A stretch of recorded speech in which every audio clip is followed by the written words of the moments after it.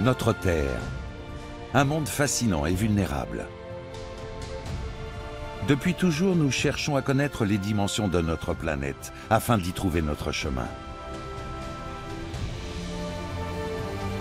Dans l'Antiquité, des savants mesuraient déjà le monde. Leur méthode était rudimentaire, mais donnait des résultats extraordinaires. De nos jours, les technologies satellites les plus avancées ont permis de cartographier quasiment jusqu'au moindre mètre carré du globe. Et comme autrefois, le savoir c'est le pouvoir. Quiconque dispose de données précises sur la Terre possède un énorme avantage. Aux quatre coins du globe, des scientifiques sont à pied d'œuvre afin de poursuivre ce voyage d'exploration entamé il y a bien longtemps par l'humanité. Et l'arpentage de la Terre prend une importance toujours croissante dans notre quotidien.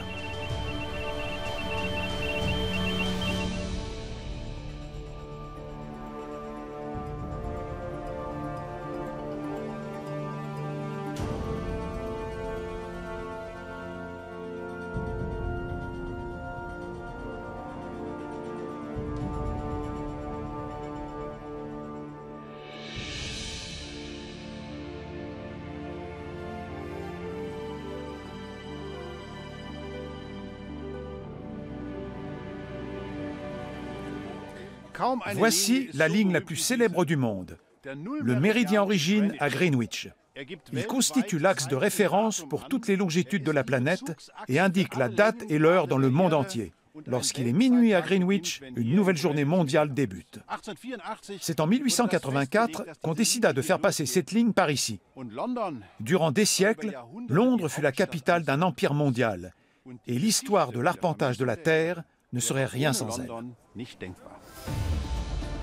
C'est depuis la célèbre métropole sur la Tamise que l'Empire britannique envoie ses chercheurs à l'aventure pour explorer tous les continents. Au fil des siècles, ils amassent des connaissances scientifiques qu'ils vont analyser et classer.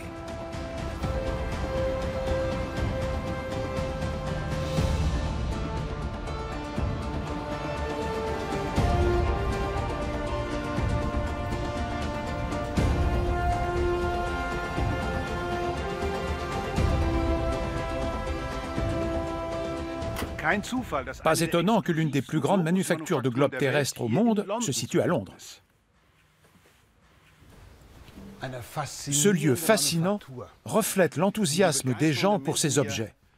Il s'agit d'exemplaires uniques fabriqués à la main. Une merveille. Chaque fois que je vois un globe, je repense à ce fameux Noël de 1968. J'avais alors 8 ans et la télévision diffusait des images incroyables de la Terre vue de l'espace.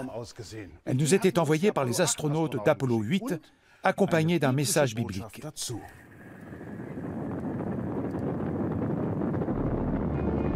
For all the people back on Earth, the crew of Apollo 8 has a message that we would like to send to you.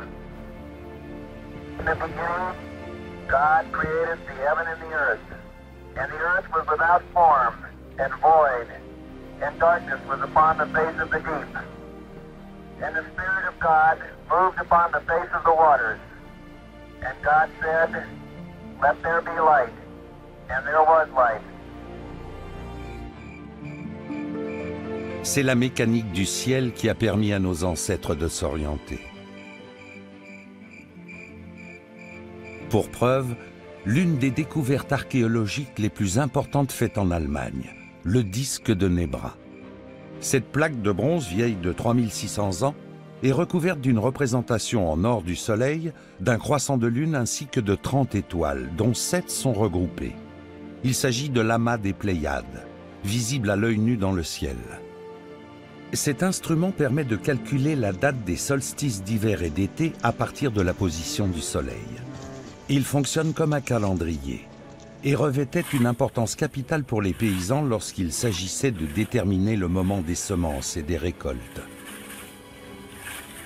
Grâce au disque de Nebra, on sait que l'homme disposait de connaissances astronomiques dès le début de l'âge de bronze.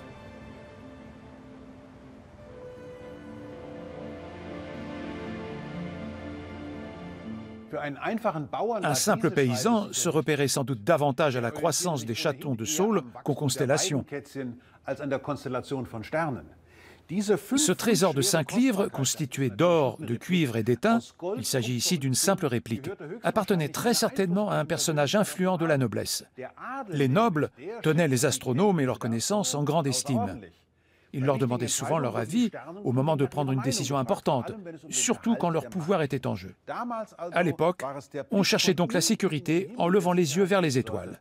De nos jours, nous contrôlons la planète entière depuis là-haut. La conquête spatiale a révolutionné nos vies. Que ce soit au moyen de nos smartphones, de nos GPS ou de nos ordinateurs, les collecteurs de données de l'espace façonnent notre quotidien. Plus de 1000 satellites tournent autour de la Terre et mesurent notre monde au centimètre près.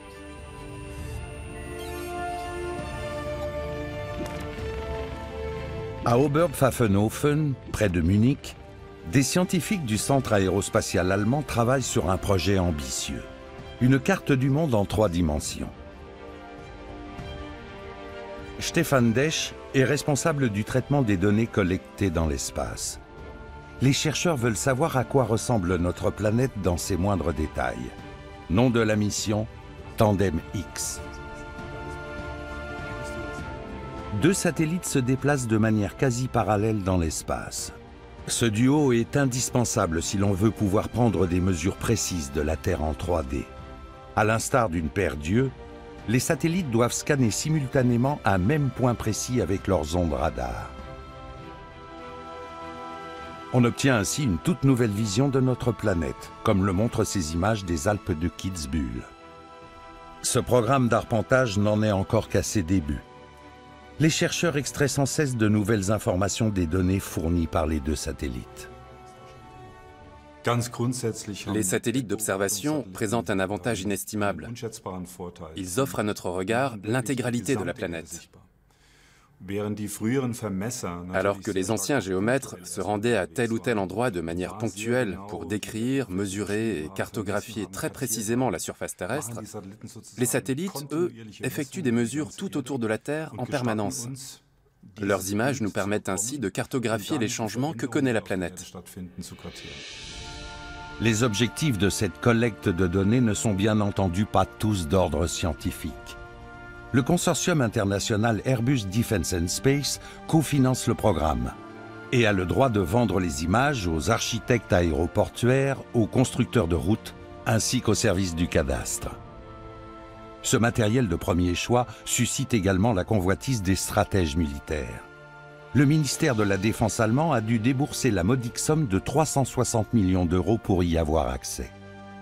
Ces données servent de support à des opérations militaires et doivent être utilisées conjointement avec des États amis.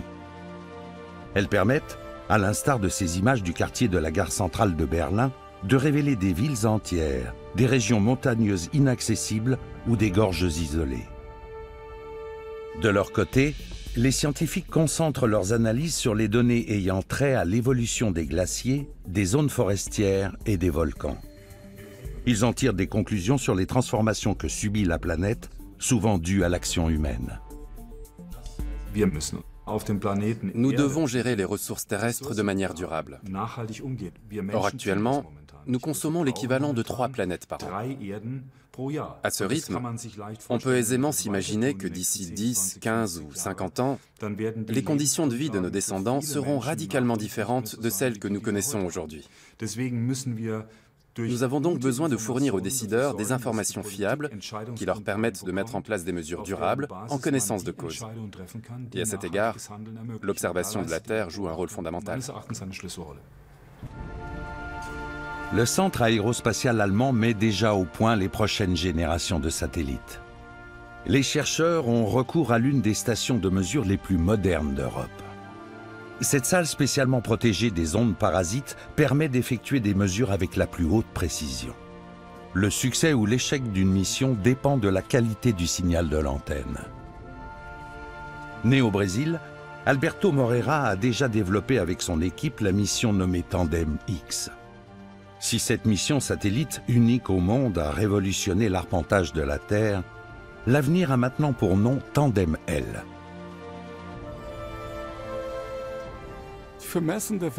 L'arpentage de la Terre ne prendra jamais fin. Grâce à Tandem L, nous pouvons mesurer les déformations de la surface terrestre au millimètre près. C'est utile pour mieux comprendre les séismes et pour planifier la construction d'infrastructures. Quand l'homme surexploite les nappes phréatiques, la surface terrestre peut s'affaisser de plusieurs centimètres. Tandem L va nous permettre de mesurer cela avec une précision encore jamais atteinte.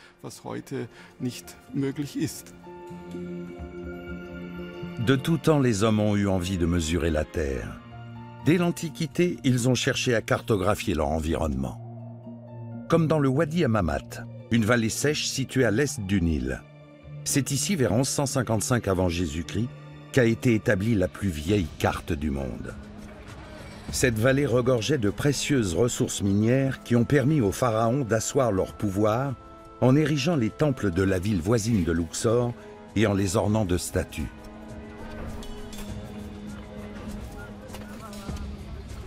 Commandée par Ramsès IV, cette carte avait pour but de répertorier avec précision les gisements de la vallée en or et en grauwacke. Cette variété de grès très spéciale est en effet idéale pour la construction de temples ou de palais. Le transport des blocs de pierre et de l'or s'effectuait sur une importante route commerciale qui traversait la vallée et reliait la mer Rouge à la ville de Luxor sur le Nil.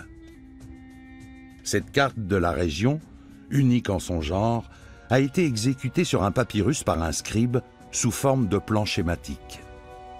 La route principale, figurée en couleur claire, suit le cours de la vallée. Les parties sombres qui l'abordent représentent les montagnes renfermant les gisements de grauwacke. Les zones rougeâtres indiquent ceux de granit. Les gisements d'or ainsi que les carrières sont également signalés. Le papyrus minier de Turin a survécu plus de 3000 ans et constitue la carte géologique la plus vieille du monde. Dans l'Égypte ancienne, on s'orientait donc déjà avec des cartes, comme nous le faisons aujourd'hui avec celles qu'on trouve ici, apparues bien plus tard, plus petites mais plus précises.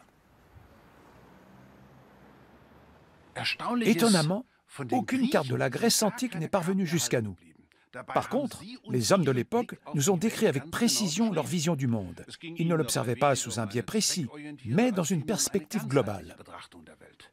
Ils cherchaient des explications, non plus auprès des dieux, mais directement dans la nature.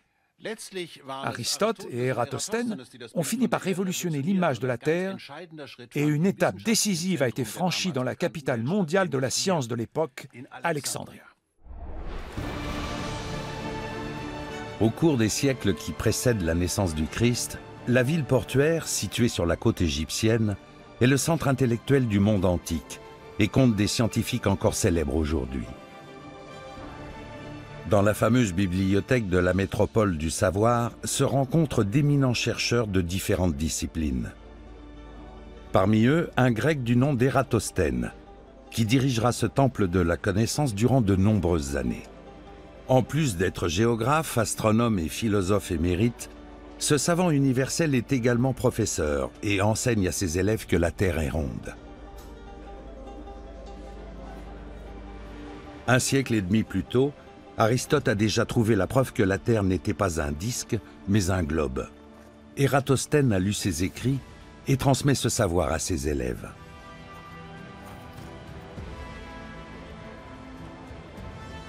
Il les emmène sur la côte.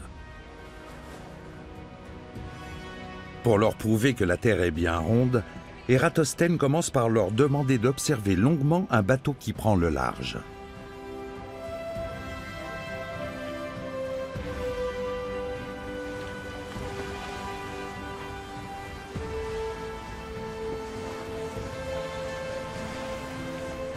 Au début, les étudiants voient l'embarcation dans son ensemble. Puis sa taille diminue au fur et à mesure qu'elle approche de l'horizon.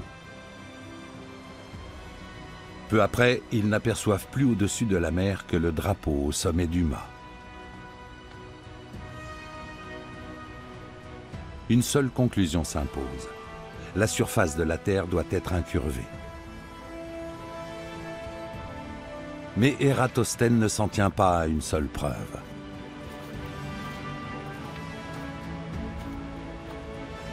le savant met en place un dispositif expérimental simple. Il recrée devant ses élèves le phénomène d'une éclipse totale de lune qui se produit lorsque la Terre se retrouve exactement entre le Soleil et le satellite terrestre.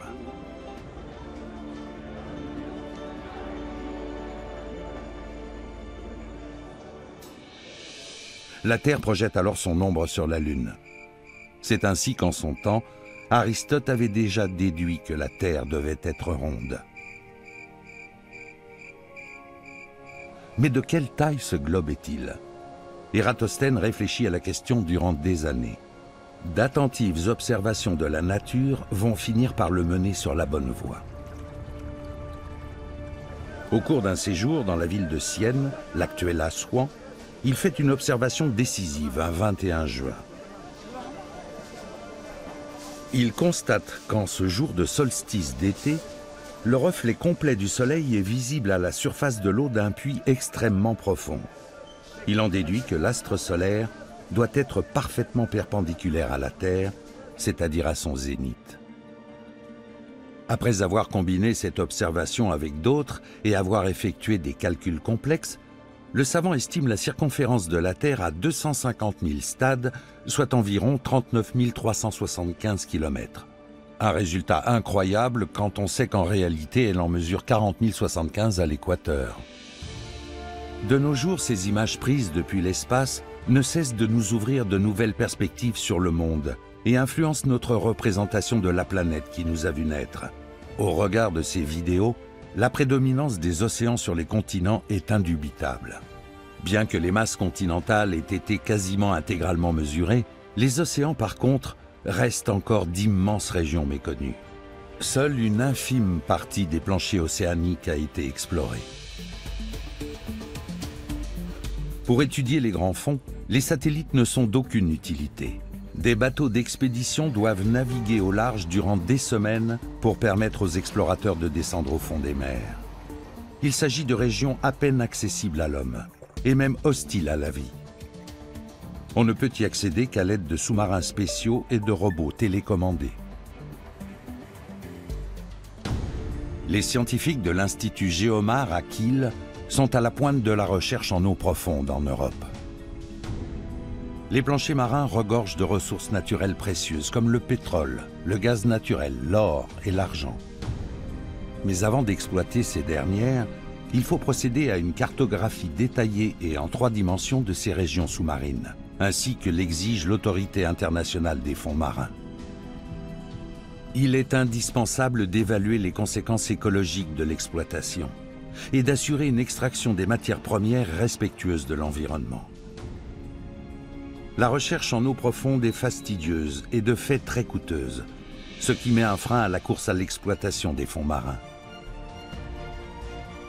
Aux 4 coins du globe, des chercheurs tentent donc de mettre au point de nouvelles techniques permettant d'arpenter les planchers marins à moindre coût. Les scientifiques de la société Fraunhofer à Karlsruhe testent un prototype. Ils procèdent aux derniers ajustements. Avec son équipe, Gunnar Brink a mis au point un drone sous-marin autonome qui devrait révolutionner la cartographie des fonds marins. Équipé d'appareils de mesure de pointe, l'engin est sur le point de prendre du service en haute mer.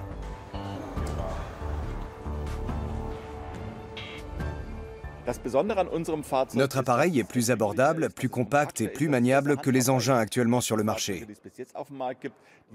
Nous voulons que nos véhicules autonomes facilitent la cartographie et l'exploration du monde sous-marin.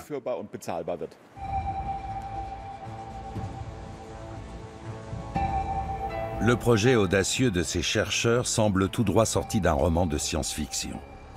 La pièce maîtresse de leur invention, ce drone autonome qui mesure 2 bons mètres de long et pèse 300 kg. C'est un catamaran, lui aussi autonome, qui sera chargé de le larguer en mer au large des côtes atlantiques espagnoles. Là, le drone devra plonger jusqu'à 4000 mètres de profondeur et prendre les mesures du fond marin à l'aide d'un sonar kilomètre carré par kilomètre carré. Les données collectées permettront ensuite d'établir une carte précise en 3 dimensions. Le drone communique par ondes sonores avec le catamaran, qui fonctionne comme un satellite. Ce dispositif permet d'éviter que les 2 engins autonomes ne perdent contact en haute mer.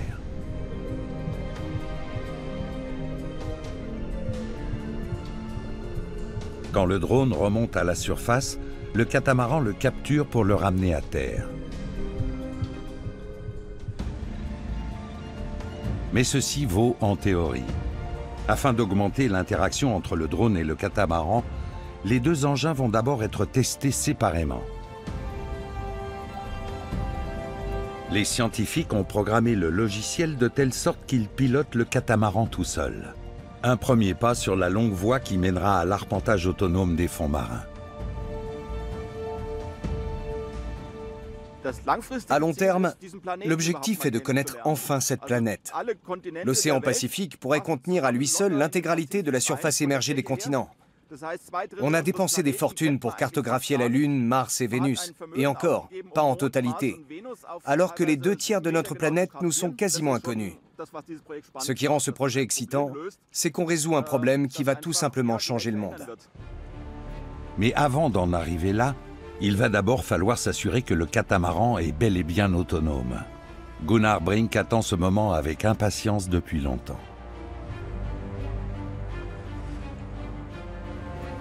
Le drone doit lui aussi faire ses preuves, au cours d'un premier test dans le redoutable Atlantique. Il n'est pas encore question de plonger. Pour l'heure, il va déjà devoir suivre des trajectoires en surface de manière autonome. Comme dirigé par une main invisible, le catamaran se met en route. L'ordinateur est à la barre. Le long travail de développement porte ses fruits. Le catamaran réussit l'épreuve. Il n'en va pas de même pour le drone qui devient soudain incontrôlable et n'obéit plus à aucun ordre. Une fois déjà, les chercheurs ont vu l'un de leurs prototypes leur échapper. Et 200 000 € sombrer avec lui.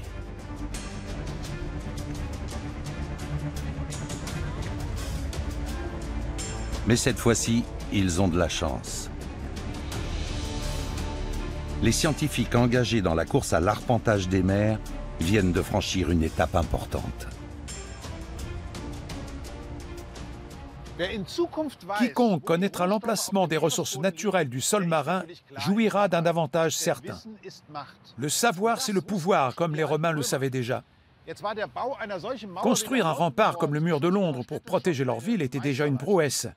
Mais avoir une vue d'ensemble de l'Empire tout entier, connaître le temps nécessaire pour aller d'un point A à un point B, ainsi que les distances à parcourir, voilà qui représentait un défi de taille. Pour le surmonter, les Romains disposaient d'instruments comme cette gros mât, qui faisait partie de l'équipement standard d'un géomètre de l'Antiquité. Elle permettait de déterminer des angles droits très précis, ce qui était crucial pour la construction de leur camp militaire et le tracé de leur route.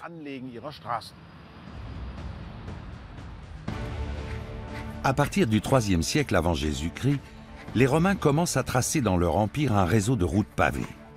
Au départ, ces voies sont destinées à l'armée. Elles servent au déploiement et au ravitaillement des troupes qui ont pour mission d'agrandir l'empire et d'en assurer la sécurité. Si les Romains veulent préserver leur pouvoir, un réseau routier opérationnel leur est indispensable. Les grandes voies romaines sont suffisamment larges pour permettre aux légionnaires de marcher en formation sur 6 rangs. Elles jouent un rôle décisif pour la livraison des messages que les coursiers à cheval acheminent ainsi rapidement. À son apogée, le réseau de voies pavées s'étendra sur environ 80 000 km. Au fil du temps, la nécessité militaire de construire des routes diminue quelque peu. Les empereurs garantissent la stabilité de l'Empire et les routes contribuent désormais à l'essor du commerce. Les cartes originales des Romains n'ont pas été conservées. Seule une copie datant du Moyen-Âge existe encore.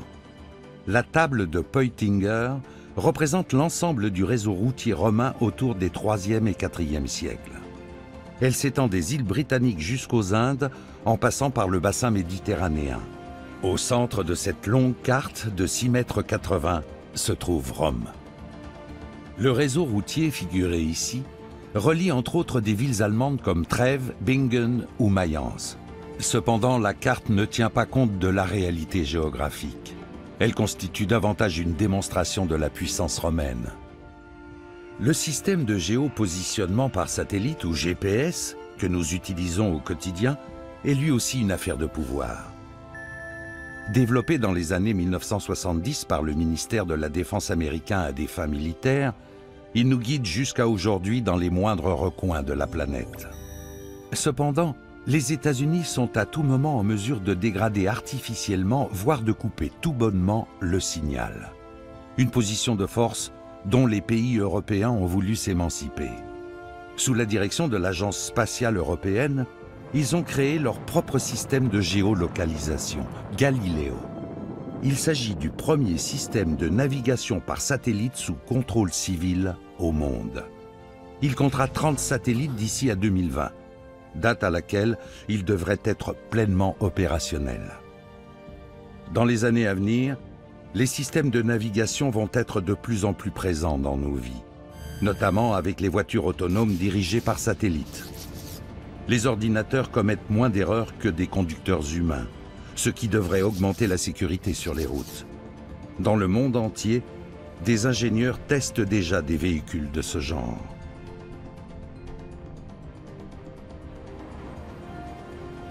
Et ils voient l'avenir en grand. Une flotte entière de véhicules interconnectés devrait bientôt être mise en circulation et contribuer à éradiquer les accidents de la route. Les données satellites s'insinuent toujours davantage dans notre quotidien. Quand je pense que chacun de nos pas peut être observé depuis l'espace et que nous sommes surveillés au quotidien, ça me fait parfois un peu peur. Mais je me dis aussi que je suis en bonne compagnie. Ah, on est arrivé. De tout temps, le contrôle a été un instrument de pouvoir prisé. Au Moyen-Âge, c'étaient les hommes d'église, comme ceux de la célèbre abbaye de Westminster de Londres derrière moi, qui voulaient garder leurs brebis sous leur houlette. Mais au-delà de ça, ces hommes imposaient également leur vision du monde.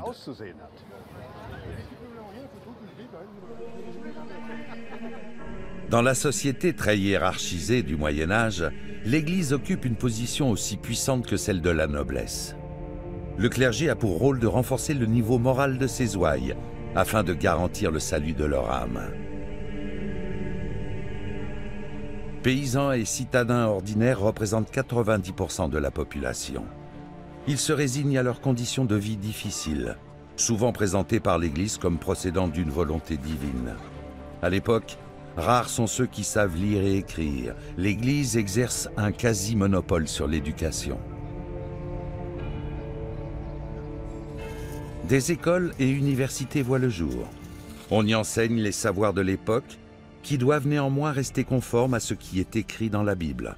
Parallèlement, les monastères demeurent des centres du savoir. En 1830, dans le couvent des bénédictines d'Ebstorf, près de Lüneburg en Basse-Saxe, une mappa mundi élaborée refait surface. Une découverte sensationnelle. Cette carte médiévale remonte au XIIIe siècle et présente des caractéristiques typiques de l'époque. Elle est orientée non pas vers le nord, mais vers l'est, où l'on suppose alors que se trouve le paradis. Et bien sûr, le Christ trône au-dessus de tout. Son auteur représente la Terre sous forme d'un disque que se partagent les 3 continents connus à l'époque, à savoir l'Afrique, l'Asie et l'Europe. Au milieu se trouve Jérusalem, un repère central de l'histoire du salut.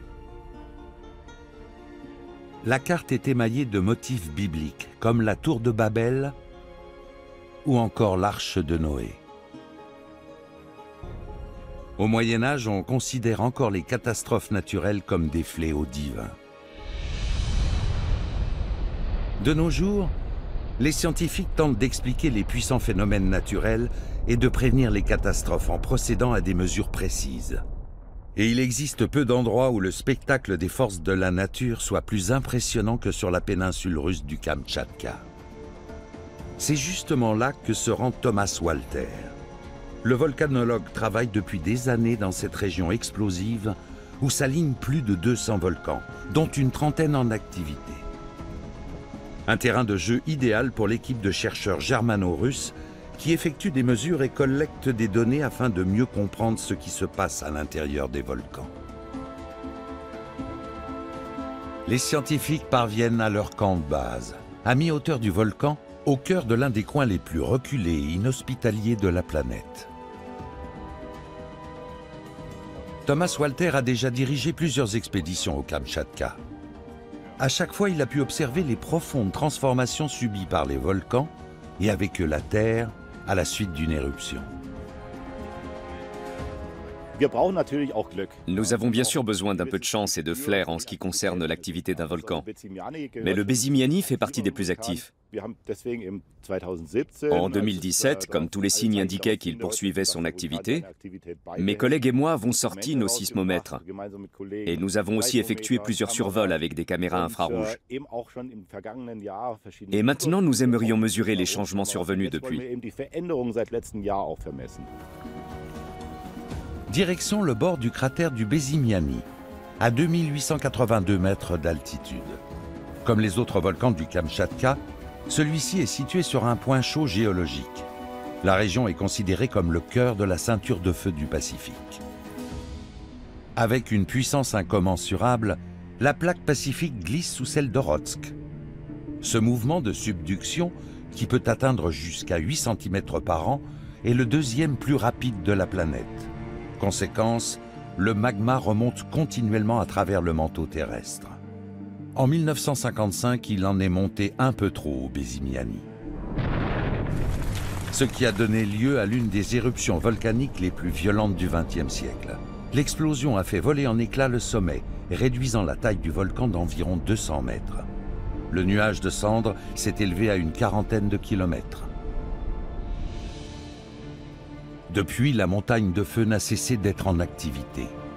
Durant un an, les géologues ont installé des instruments de mesure sismique et des caméras afin d'effectuer des observations sur le long terme.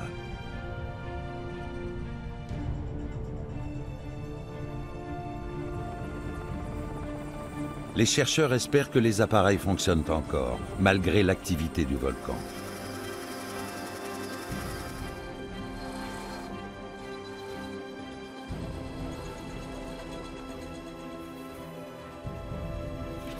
La chance leur a-t-elle souri? Les instruments semblent intacts. Les scientifiques analyseront les données plus tard. Ils espèrent en tirer de nouvelles connaissances sur la structure interne du volcan, et pas uniquement pour des raisons scientifiques.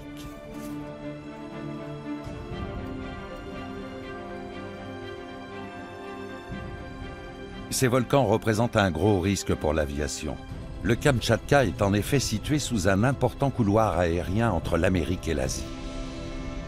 Être en mesure de prévoir les éruptions avec davantage de précision pourrait permettre de réduire significativement les risques pour le trafic en vol. Mais pour les scientifiques du moins, l'activité permanente du volcan reste une aubaine.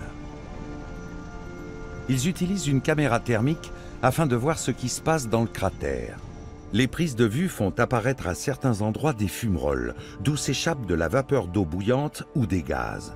Elle pourrait être le signe avant-coureur d'une nouvelle éruption. Thomas Walter gravit le Bezimiani depuis 3 bonnes heures, temps nécessaire pour en atteindre le cratère. L'expédition n'est pas sans risque. Ces volcans sont totalement imprévisibles.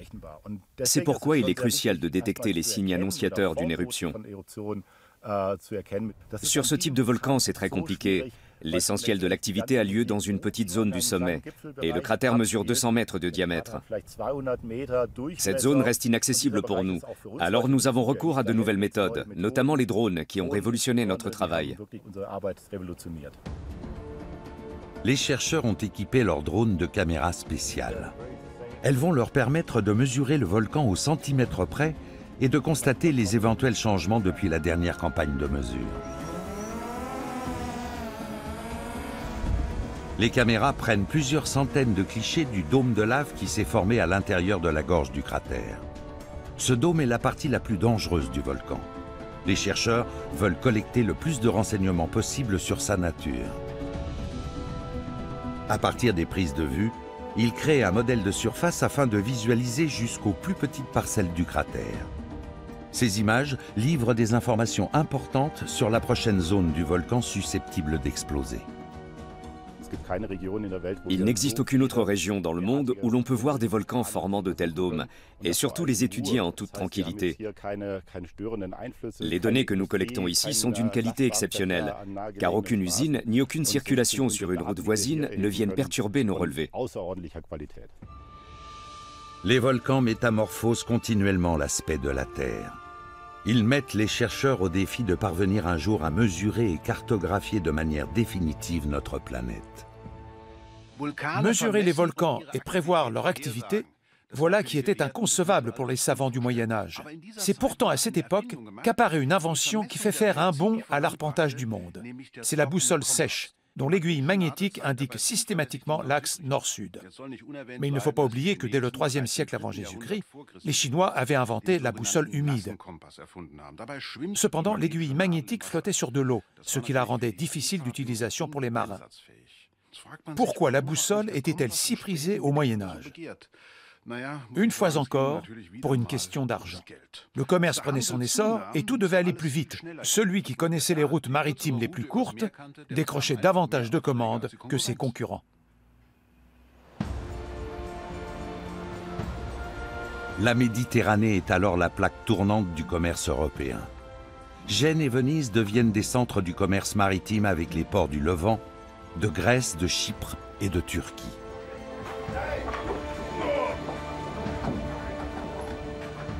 C'est dans ce contexte que sont créés les portulans, des cartes indiquant la route vers ces ports, une véritable innovation par rapport au mappamundi d'influence religieuse. Au XIVe siècle, Majorque devient l'épicentre de ce nouvel art cartographique.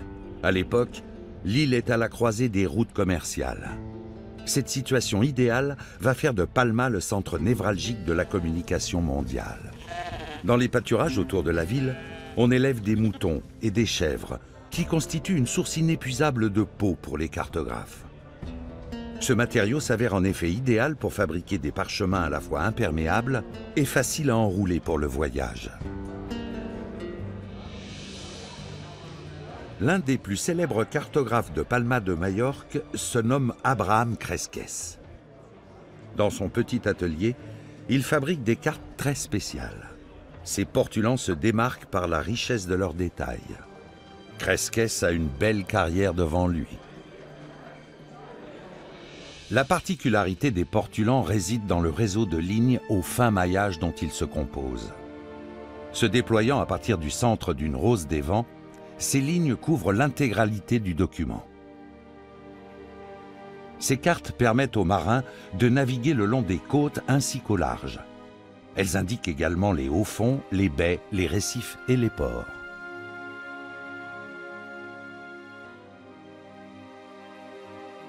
Elles peuvent être lues dans tous les sens. Il suffit à l'utilisateur de les tourner dans celui qui correspond le mieux à la destination qu'il cherche à atteindre.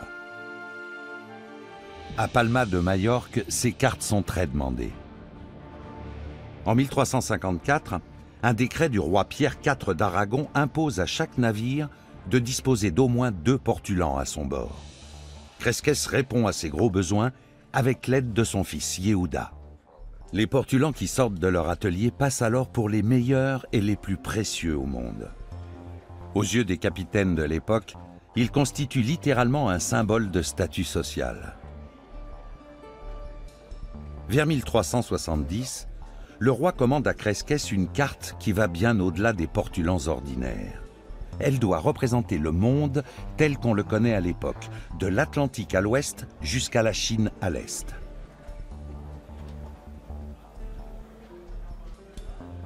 L'Atlas catalan, tel est son nom, se caractérise par son foisonnement de détails et par la maîtrise à nul autre pareil de Cresques dans l'art de dessiner une rose des vents. En l'espace de 5 ans, le père et son fils produisent en tout 6 parchemins.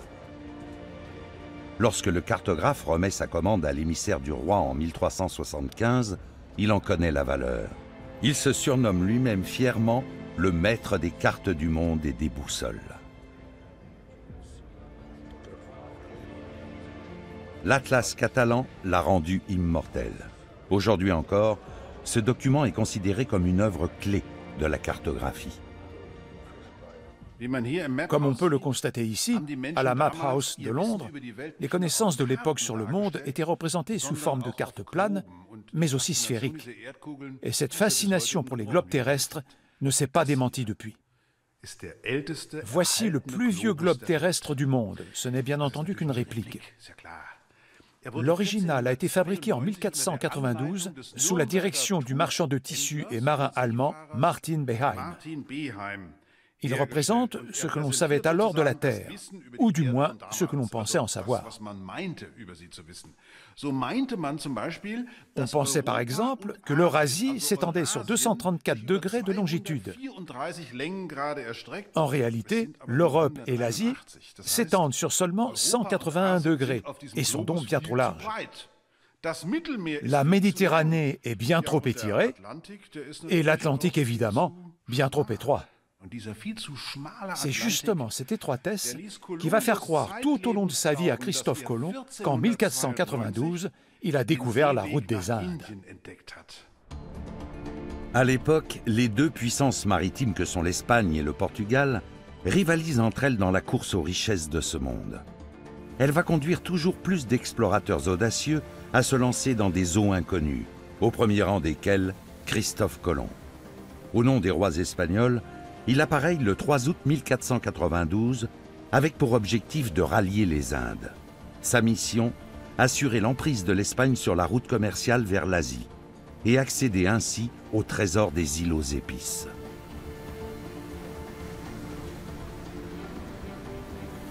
Lorsqu'il touche enfin terre le 12 octobre de la même année, il croit être parvenu à destination. Il est convaincu d'avoir atteint les îles asiatiques. Jusqu'à sa mort, il ne démordra pas de l'idée qu'il a ouvert la route occidentale vers l'Asie. Jamais il ne se doutera qu'en réalité, il a découvert un nouveau continent. L'un de ses contemporains possède quant à lui une conscience aiguë de sa mission. C'est Amerigo Vespucci. Aux alentours de 1500, ce navigateur florentin vogue à de nombreuses reprises le long des côtes d'Amérique du Sud. Et il sait très bien vendre les observations qu'il y fait. Dans son livre Mundus Novus, il décrit de manière très vivante ce nouveau monde, cet immense continent inconnu. Il y évoque également la culture des autochtones, décrit leur vie amoureuse et leurs mœurs cannibales. Le livre de Vespucci est également connu des savants d'une petite imprimerie de Saint-Dié-des-Vosges. En 1507, le cartographe Martin Waldseemüller et l'un de ses collègues s'attellent à une carte du monde. C'est le début d'une histoire à rebondissement qui va durer des siècles. Pour la première fois dans l'histoire de la cartographie, le Nouveau Monde est représenté comme un continent à part. En l'honneur d'Amerigo Vespucci, on lui donne le nom d'Amérique. Ce planisphère fait voler en éclats la vision du monde médiéval et inaugure une nouvelle ère dans le domaine de la géographie.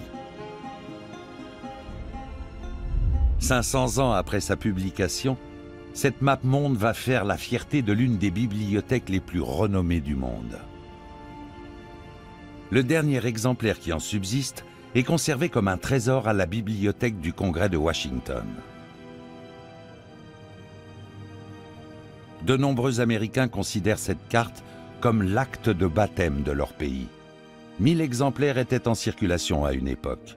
Pendant longtemps, on a pensé que tous avaient été perdus. À tort. L'un d'eux avait survécu au château de Wolfegg, en Haute-Souabe. C'est par le plus grand des hasards qu'il est redécouvert en 1901. Personne ne connaît mieux l'histoire de la mappemonde de Waldseemüller que Bernd Meyer, le directeur des collections d'art princières du château. La légendaire carte se cachait dans un gros ouvrage comme celui-ci. La découverte fait sensation.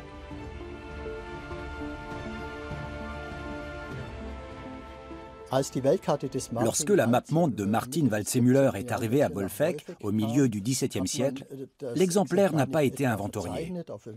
On l'a déposé sur une étagère et il n'en a plus bougé. Là, la carte était protégée et personne ne l'a feuilletée, ce qui a permis à cet exemplaire vieux de 3 siècles de survivre au temps. Le château a conservé une copie de la carte originale de Waldseemüller.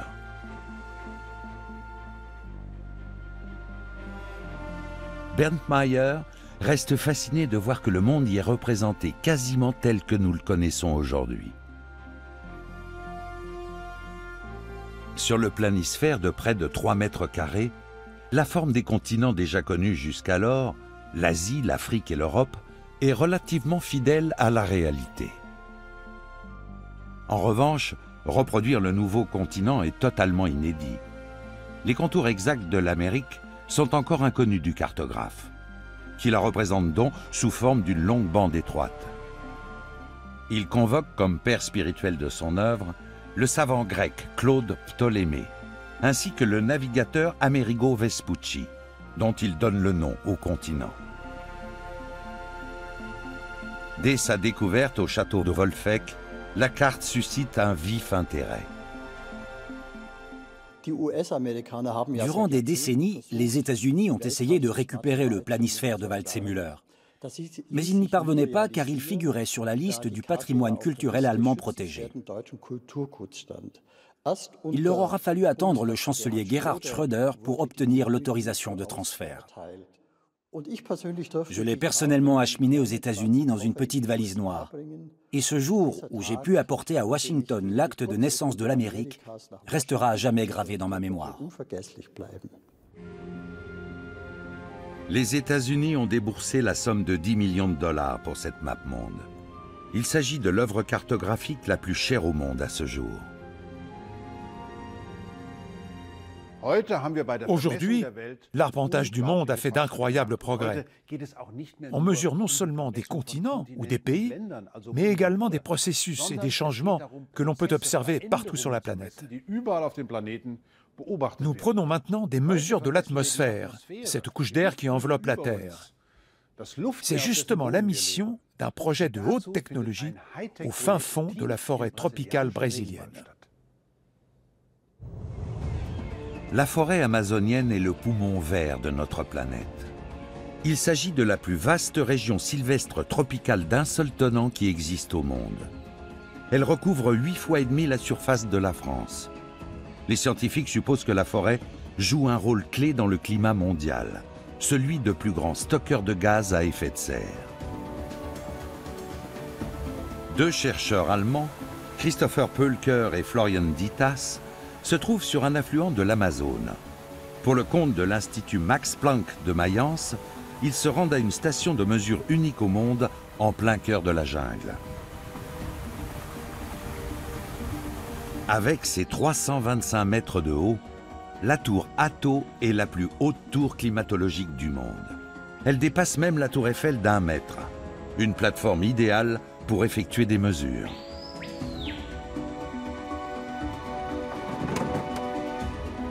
Les chercheurs s'enfoncent au plus profond de la forêt amazonienne, dont ils veulent étudier l'influence sur l'atmosphère. Le trajet leur donne un avant-goût des semaines à venir au milieu de la forêt primaire.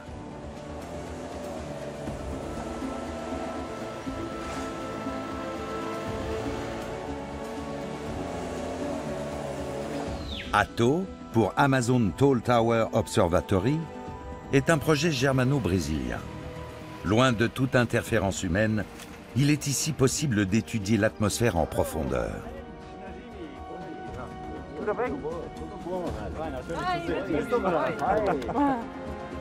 Les logements sont spartiates, mais pas de quoi entamer l'entrain des scientifiques.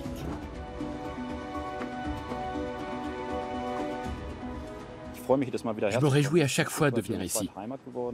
C'est presque devenu une seconde maison. Ce site de recherche a cela de fascinant qu'on se retrouve devant cette infrastructure moderne unique au monde, avec sa tour vertigineuse et sa technologie de mesure élaborée, alors qu'on est perdu au fin fond de la forêt primaire.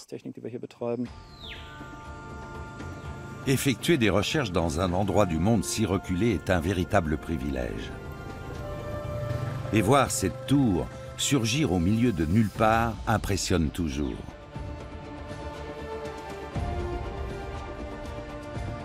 Elle va servir de base aux scientifiques de Mayence qui veulent y installer leurs instruments.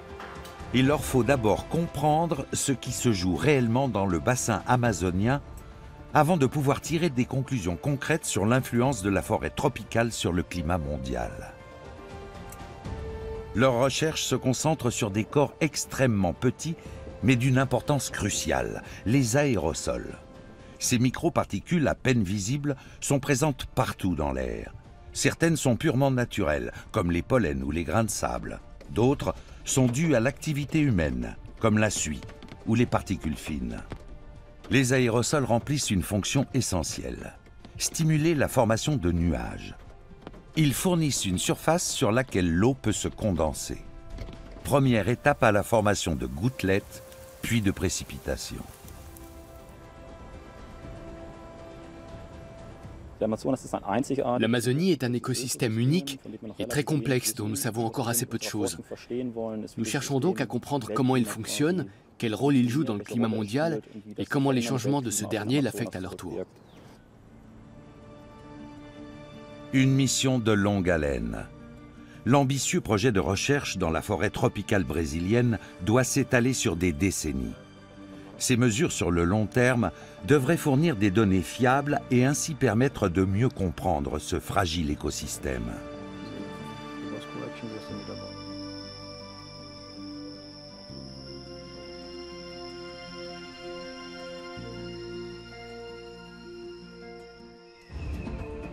Le lendemain matin. Aujourd'hui, les scientifiques montent à 320 mètres d'altitude pour installer leur instrument le plus important, un spectromètre à aérosols. Au cours des 20 à 30 prochaines années, ils devraient récolter en continu des données sur la dispersion des aérosols dans l'atmosphère au-dessus de la forêt amazonienne.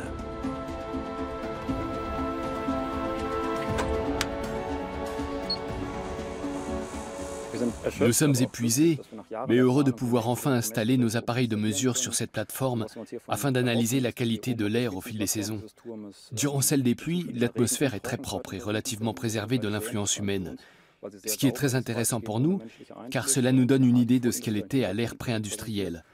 Durant la saison sèche, en revanche, l'atmosphère est plutôt sale en raison des nombreux feux de déforestation. Donc nous étudions le contraste entre les deux saisons afin d'évaluer l'impact humain sur cette région. Le bassin amazonien est un laboratoire à ciel ouvert pour les scientifiques. Et ce site n'a pas été choisi au hasard. Il est particulièrement aisé d'y étudier l'atmosphère car il se trouve à 150 km de Manaus, loin de toute civilisation. La recherche au sujet de l'influence des nuages sur le climat mondial n'en est encore qu'à ses débuts. On sait que les nuages peuvent refroidir l'atmosphère, mais aussi la réchauffer. Des questions centrales demeurent cependant. Quand se forment-ils? Quand se dissipent-ils? Quand apportent-ils de la pluie? La forêt tropicale dispose d'une végétation luxuriante et d'une impressionnante couverture nuageuse qui évite à notre planète de se réchauffer encore davantage. Toutes les données récoltées sont compilées dans les laboratoires au pied de la tour. Chaque jour, elles sont envoyées par satellite à Mayence. Là, les scientifiques peuvent alors procéder à des modélisations de l'atmosphère.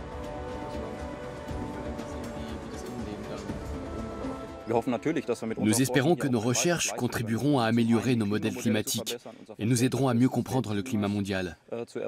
Nous aimerions également contribuer à la protection de cet écosystème unique en fournissant des données qui permettront aux politiques de prendre des décisions fortes.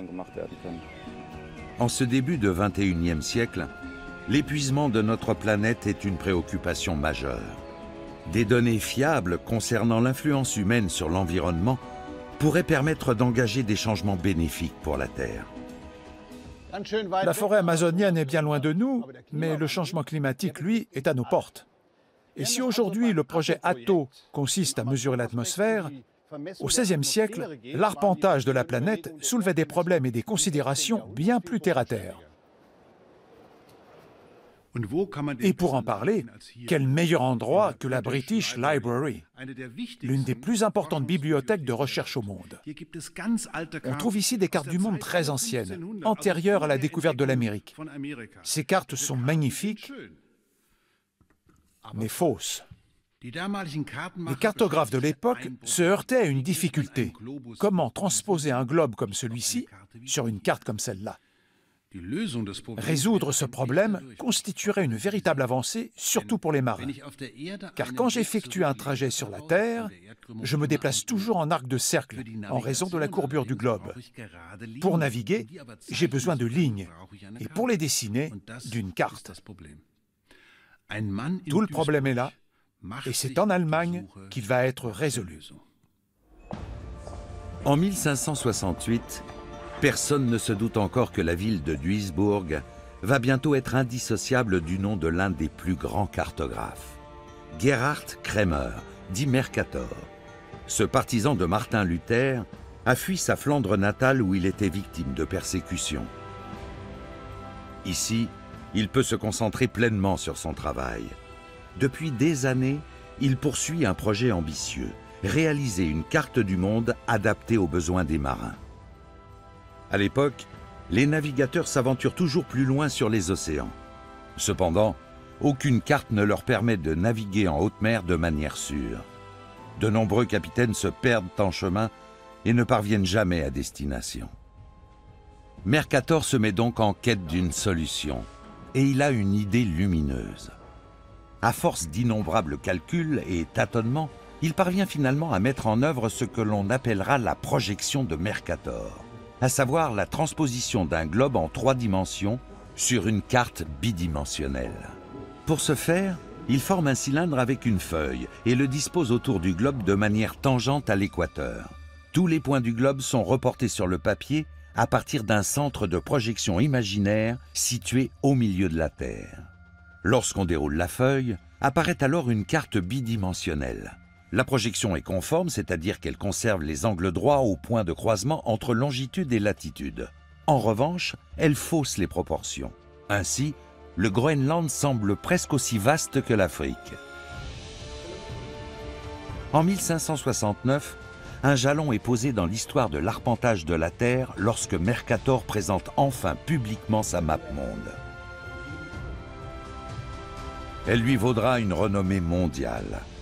La projection de Mercator présente en effet un avantage considérable. Pour la première fois, les marins sont en mesure de calculer le bon cap en fonction d'angles constants. Mercator était un véritable génie et il a mis au point une invention révolutionnaire. Nos planisphères actuels ressemblent tous à ceux qu'il a réalisés à l'époque. Et voici l'original de son Atlas de l'Europe datant de 1570 que je suis autorisé à feuilleter. La projection de Mercator ne correspond toutefois pas exactement à la réalité, car dans beaucoup de régions, les proportions sont assez déformées. Nous nous y sommes néanmoins habitués depuis longtemps. Pour voir la Terre dans ses véritables proportions, il faut aller dans l'espace et la contempler dans sa globalité.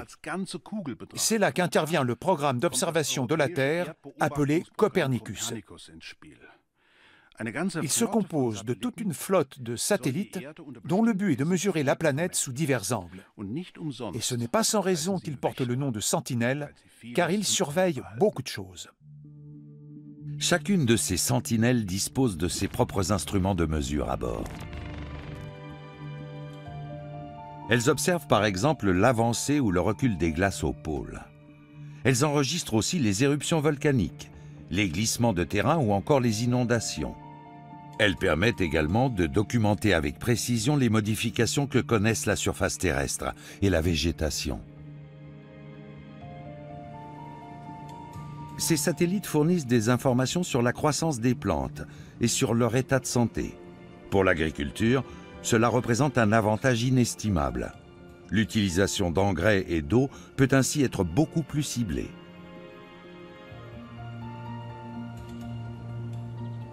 Voici un terrain d'expérimentation agricole de l'Institut Julius Kühn, à Brunswick.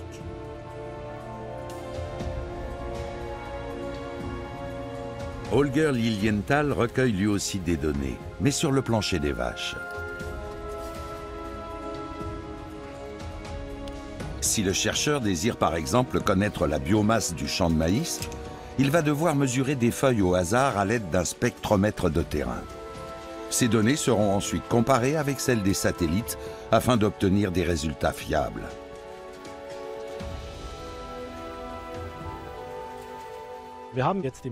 Nous sommes désormais capables de détecter très rapidement des disparités de croissance.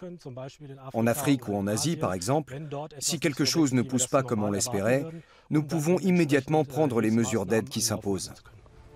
Les données recueillies par les satellites sentinelles du programme Copernicus sont donc utiles pour la sécurité alimentaire mondiale. En les analysant, les chercheurs comme Holger Lilienthal sont à même de suivre l'évolution des cultures à la trace. Une avancée majeure pour les scientifiques, mais aussi pour les agriculteurs.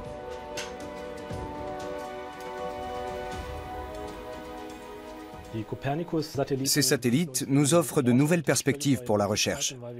Désormais, nous serons enfin en mesure de suivre la croissance de la végétation. Nous pourrons voir ce qui change, notamment si la pousse démarre plus tôt ou si la récolte est plus tardive. Cela nous permettra de donner des conseils aux agriculteurs afin qu'ils s'adaptent aux changements climatiques, comme semer plus tôt par exemple. Les sentinelles de l'ESA surveillent non seulement les surfaces terrestres de notre planète, mais aussi les océans. Leur principale mission consiste à mesurer avec précision le niveau de la mer. Les premiers résultats indiquent une indéniable montée des eaux de 3 mm par an.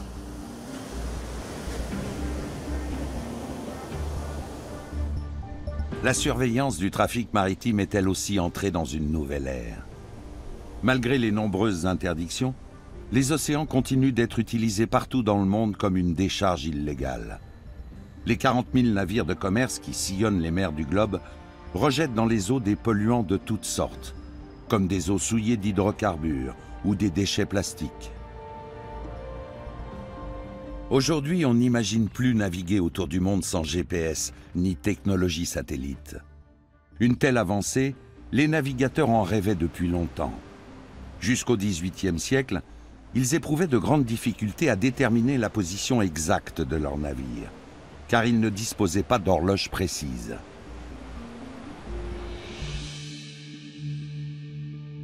Le temps est en effet crucial dans le calcul d'une longitude. Un capitaine qui quitte l'Angleterre en direction de l'ouest pour traverser l'Atlantique doit à tout moment connaître l'heure exacte du méridien de Greenwich. Là où il est, il peut savoir qu'il est midi lorsque le soleil est à son zénith. Il lui suffit alors de calculer la différence entre cette heure et celle de Greenwich, en l'occurrence 3 heures, pour déterminer avec précision sa longitude. À chaque heure de décalage horaire correspondent 15 degrés de longitude. Dans notre exemple, le bateau se trouve donc sur le 45e degré de longitude ouest. Tout cela semble bien simple en théorie, mais un gros problème subsistait. Tout bonnement parce que jusqu'au XVIIIe siècle, les montres qui indiquent l'heure de manière fiable par vents et marées n'existaient pas encore. Ainsi, certains navires déviaient de leur course, fonçaient sur des récifs et sombraient. C'est pour cette raison qu'en 1714, le Parlement britannique a offert la faramineuse somme de 20 000 livres à quiconque viendrait à bout de ce problème. De quoi motiver le charpentier John Harrison, qui toute sa vie a eu un faible pour les horloges. C'est ici, au musée du Royal Greenwich Observatory, que l'on peut admirer son chronomètre de marine. Voici ses premiers chronomètres, de véritables mastodontes, tout sauf pratique. Sans relâche, Harrison les retouche et les retouche encore. Il parvient finalement à fabriquer une horloge qui indique l'heure avec précision, et ce, même en haute mer. Le H4 est l'une des plus grandes inventions de tous les temps. Ce chronomètre marin, quasiment en format de poche, permet de déterminer l'heure au niveau du méridien de Greenwich depuis n'importe où. Le problème du calcul des longitudes en mer est enfin résolu.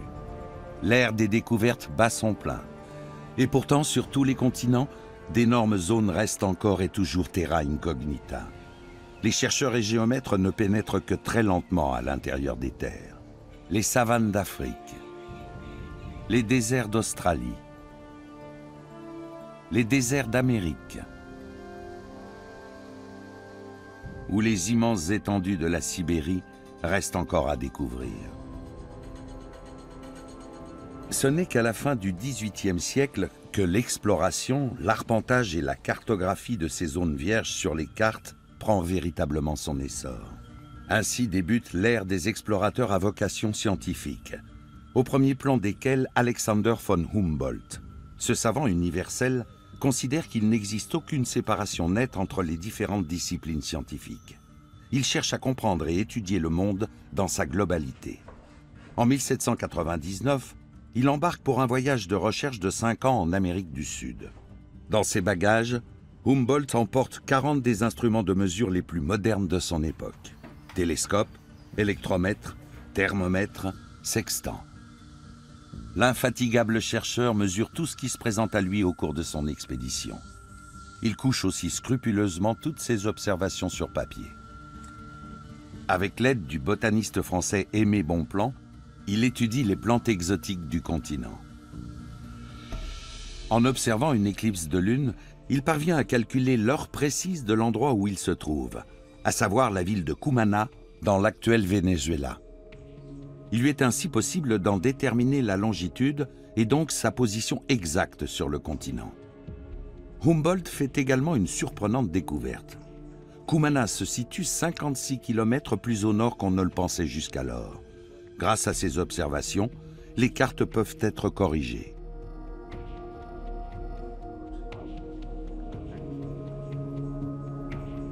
Son voyage de 3 mois sur l'Orénoque revêt une importance centrale dans son expédition. Comme souvent, Humboldt fait appel à différentes mesures géographiques pour fabriquer ses cartes.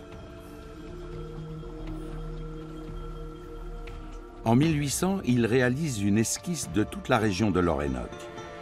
Sa carte représente le cours du 4e plus gros système fluvial de la planète, sans oublier les arêtes montagneuses qui l'environnent. Humboldt en arrive à une conclusion scientifique prometteuse.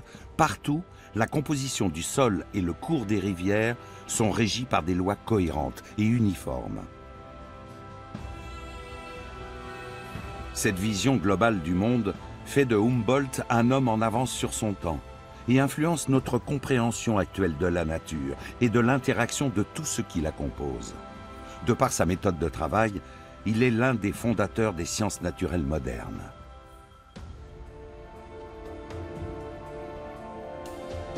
L'ancienne zone de recherche de Humboldt se situe au nord-est de l'imposante cordillère des Andes. Ces montagnes sont également affectées par le réchauffement climatique. Alors les arpenteurs modernes entrent en scène. Christopher Schneider est géographe à l'université Humboldt de Berlin. Avec une équipe internationale de chercheurs, il est venu effectuer des mesures dans la partie montagneuse de la Patagonie, sur le glacier Grey. Long de près de 20 km, le Gris est l'un des plus gros glaciers de la région. Il fait partie du gigantesque bouclier de glace qui recouvre la partie méridionale des Andes et dont la taille se réduit comme peau de chagrin.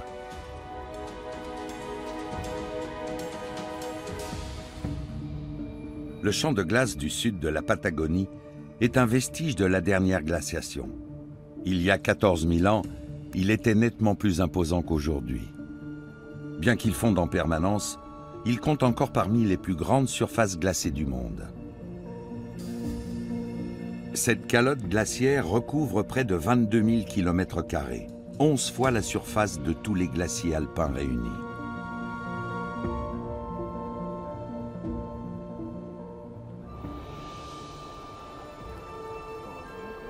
Les glaciers sont les témoins du climat de la planète.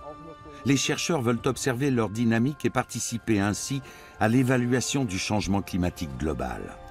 Pour ce faire, il est essentiel de contrôler et mesurer régulièrement le glacier.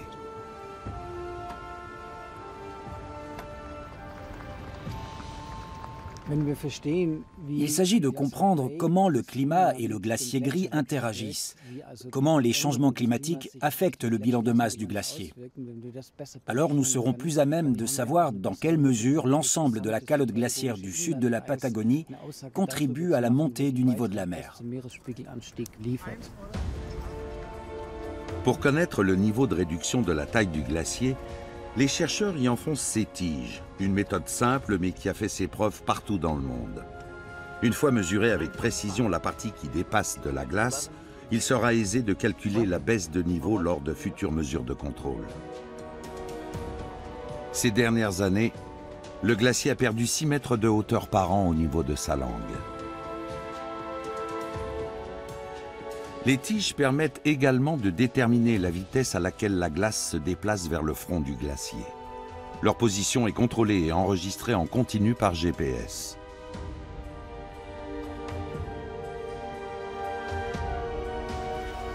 Pour compléter le dispositif de mesure, les scientifiques ont installé un appareil photographique qui prend un cliché du front du glacier toutes les 2 heures. Un processus de longue haleine.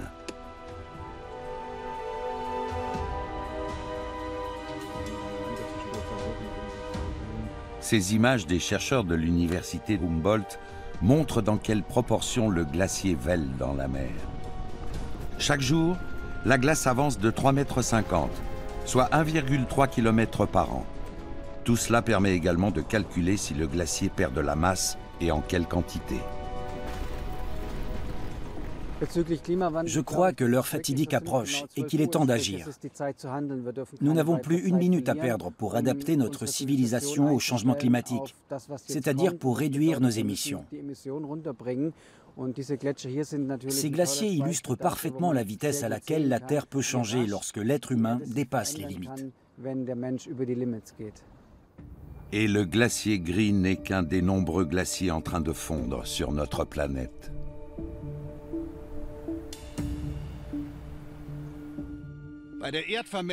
Hier comme aujourd'hui, l'arpentage de la Terre est non seulement une question de science, mais avant tout de pouvoir. À la fin du XVIIe siècle, par exemple, Louis XIV, désireux de connaître l'étendue réelle de son territoire, a fait mesurer la France. Les résultats que le grand géomètre Cassini lui a présentés n'ont pas dû lui plaire, car d'après ses mesures, la France était bien plus petite que le roi ne le pensait. Les méthodes d'arpentage n'ont pas fondamentalement changé au cours des derniers siècles, mais les instruments, eux, ont évolué. De nos jours, on peut mesurer, je ne dirais pas jusqu'à dire en un éclair, mais relativement rapidement, la surface de Hyde Park. Lorsqu'au début du XIXe siècle, les Anglais ont commencé à mesurer l'étendue de leur colonie indienne, un sous-continent tout entier, on utilisait encore un véritable géant. Un théodolite. Malgré ses 500 kilos, l'instrument est alors à la pointe de la technologie. Il constitue la clé du succès de la grande triangulation des Indes. Ce projet pharaonique, initié par William Lambton, est repris en 1823 par l'arpenteur George Everest. S'étant distingué dans l'équipe de Lambton, Everest se voit promu au rang d'arpenteur général des Indes à la mort de ce dernier. Le théodolite est l'élément central des opérations d'arpentage. Sans cet instrument de mesure scientifique, impossible de cartographier l'immense territoire des Indes. Grâce à lui, Everest peut viser des points très distants et mesurer des angles précis, 2 choses fondamentales dans la procédure de triangulation. D'abord, on mesure la distance exacte entre 2 points de mesure définis à l'avance, afin de connaître la longueur de cette ligne de référence. On part ensuite de ces 2 points pour en cibler un 3e avec le théodolite. Puis, on enchaîne les triangles. À partir de ces triangles et de formules mathématiques, les géomètres de l'époque peuvent alors calculer avec précision l'immense surface des Indes. Dès 1802, les Britanniques déploient des efforts intenses pour prendre les mesures de leur colonie. Afin de gagner du temps, ils vont même jusqu'à installer leur station de mesure directement sur des temples sacrés, ce qui déplaît aux hindous. Les Britanniques doivent également affronter des problèmes de santé. Dans la jungle tropicale, ils contractent de nombreuses maladies infectieuses. George Everest n'y échappe pas. Pour lui, ce sera la malaria. C'est presque un miracle qu'il survive et puisse poursuivre ses travaux d'arpentage. Dans la jungle, il a vu la mort de près.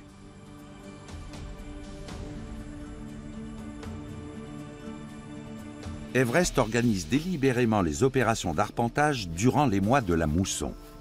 La visibilité y est meilleure pour apercevoir les tours de mesure, car la pluie nettoie l'atmosphère poussiéreuse qui règne durant la saison sèche. L'audacieux géomètre sait pertinemment que le risque de malaria est accru durant la saison des pluies. Il va payer cher sa témérité. Lui et nombre de ses hommes attrapent une forte fièvre. Ils doivent cesser leurs travaux sur le champ. L'expédition tourne au fiasco.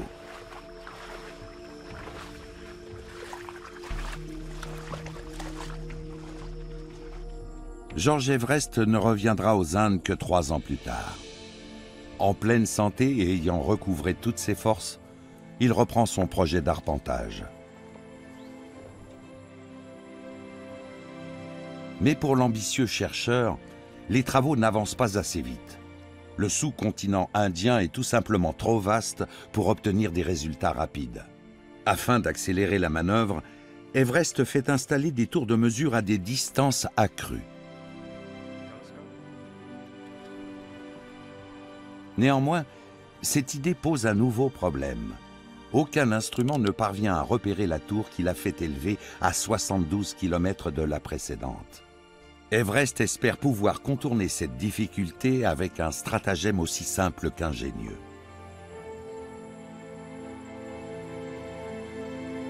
Il ordonne à son assistant d'allumer au sommet de la tour un feu qui devrait être visible à des kilomètres à la ronde.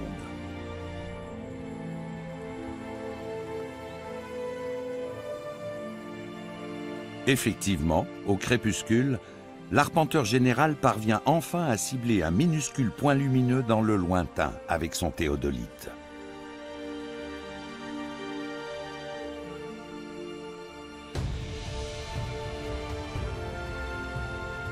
George Everest a apporté une amélioration cruciale à la méthode de triangulation de l'époque. Dès lors, les mesures pourront être prises en soirée, durant la saison sèche.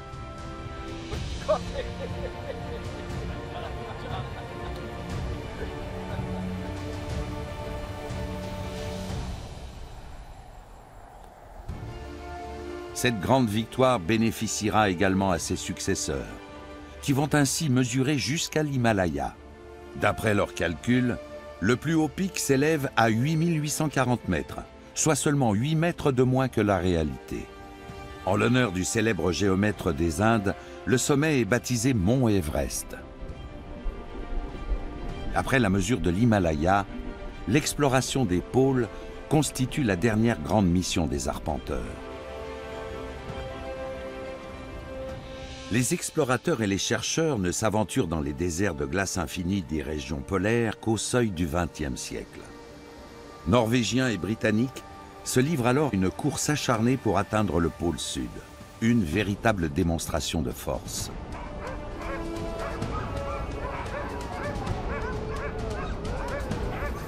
C'est finalement le chercheur norvégien Roald Amundsen qui sera le premier homme à y parvenir le 14 décembre 1911, avec 4 de ses compagnons.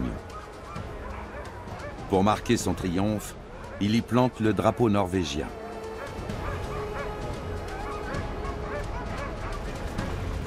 Cette vision a dû être un crève-cœur pour son adversaire britannique Robert Falcon Scott, qui n'atteint le pôle sud, à bout de force, que 34 jours plus tard.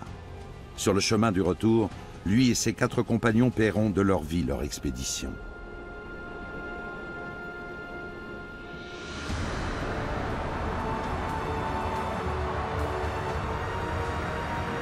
Tout comme les régions polaires, Les zones désertiques de notre planète n'ont cessé de changer de physionomie tout au long de l'histoire de la Terre.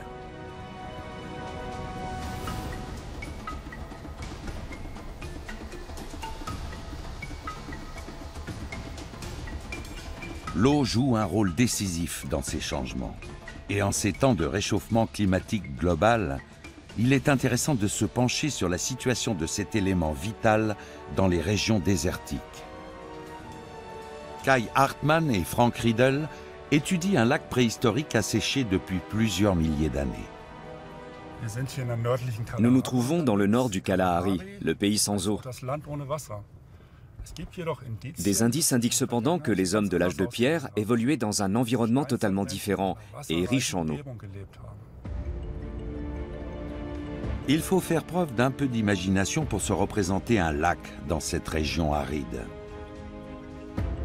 Soumise à l'intense rayonnement solaire, l'eau du Kalahari s'évapore très rapidement.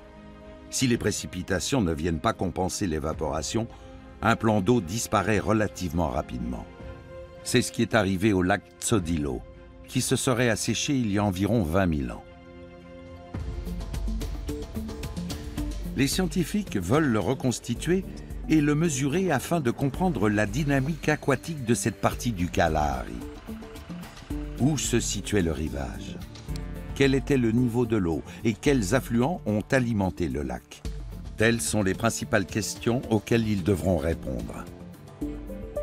Pour obtenir des données fiables sur la zone, rien de tel que la géolocalisation par satellite.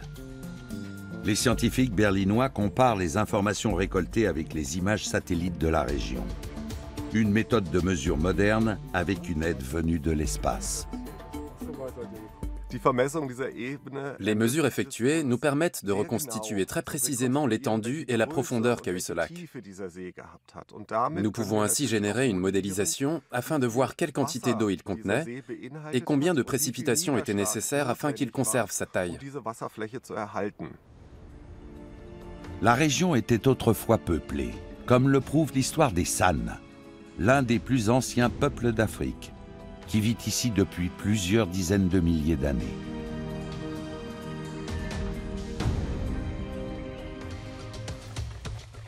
Avec leurs collègues de l'Université internationale des sciences et technologies du Botswana, les chercheurs installent des géophones. Ces instruments vont les renseigner sur les couches géologiques du sous-sol de l'ancien lac. Pour commencer, les scientifiques se servent de cet appareil qui fonctionne un peu comme un marteau-piqueur pour propager des ondes de choc dans la Terre. Ensuite, les géophones captent ces dernières qui leur permettent de déterminer la densité du terrain. Ils fournissent des informations sur la profondeur et la structure du lac préhistorique. Afin de découvrir les différentes phases par lesquelles le lac Tsodilo est passé au fil des millénaires, les chercheurs doivent pénétrer à l'intérieur même de son ancien plancher.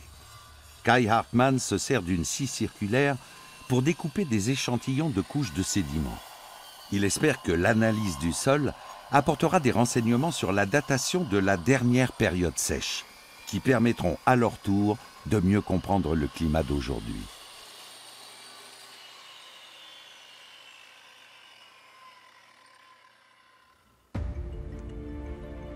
En l'état actuel des recherches, on suppose que les premiers bassins permanents au pied du mont Tsodilo se sont formés il y a environ 40 000 ans. Le climat était alors beaucoup plus humide qu'aujourd'hui et ces plans d'eau n'ont cessé de s'agrandir. Ce grand lac, d'environ 30 km², a permis à de nombreuses formes de vie de se développer. Les fossiles constituent également un maillon important de la chaîne de preuve des recherches actuelles. Kai Hartmann examine soigneusement les sédiments, en quête de restes d'êtres vivants.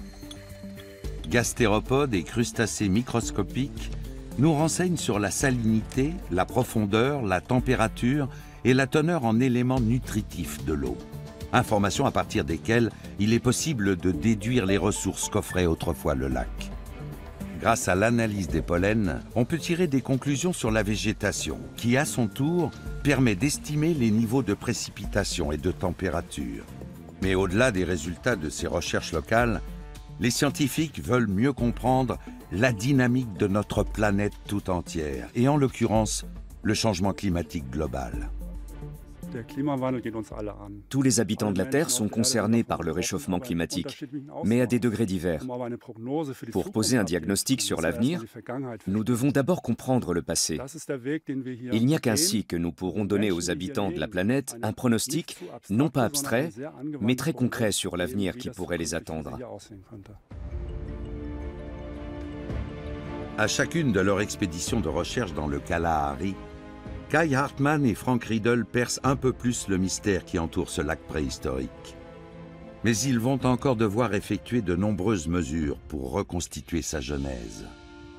Depuis la plus haute antiquité, l'homme a mesuré la Terre. Mais aucun progrès technologique n'a autant changé nos vies que le saut dans l'espace. Les signaux des satellites nous indiquent aujourd'hui notre route au sol, pour le meilleur et pour le pire. Car le pouvoir des collecteurs de données a aussi de quoi nous faire peur.